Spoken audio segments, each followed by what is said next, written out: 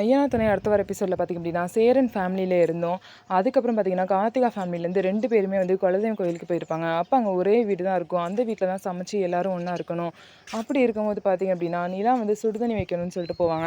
ஆனால் அங்கே கார்த்திகா அம்மா வந்து மூஞ்சில் அடித்த மாதிரி பேசி அனுப்பிச்சிருவாங்க. இதனால வந்து சோழன் பார்த்திங்க அப்படின்னா நிலாவுக்கு ஹெல்ப் பண்ணுறதுக்காக அவங்க போய் வந்து அவங்கள மீறி சுடுதண்ணி வச்சு கொண்டு வந்து நிலாவுக்கு கொடுக்குறாங்க. அதுக்கப்புறம் எல்லோரும் வந்த டயர்டில் இருப்போம், எல்லோரும் சாப்பிடுன்னு சொல்லிட்டு எல்லாருக்காகவும் முன்னாடியே வந்து சாப்பாடெல்லாம் வாங்கிட்டு வர சொல்லி சோழன் வந்து எல்லாருக்குமே சாப்பாடும் கொடுப்பாரு. இந்த மாதிரி ரொம்பவே பொறுப்பாக வந்து சோழன் நடந்துப்பார்.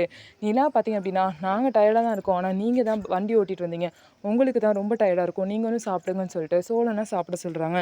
இந்த மாதிரி நிலாவும் பார்த்திங்க அப்படின்னா சோழன் மேலே ரொம்பவே கேரிங்காக இருக்காங்க. இதெல்லாம் பார்த்தா பாண்டியன் பல்லவன்லாம் பார்த்திங்கன்னா அண்ணன் ரொம்ப ஸ்கோர் பண்ணிகிட்டே இருக்கே அப்படின்னு சொல்லிட்டு சோழனை கலாய்ச்சிட்ருக்காங்க.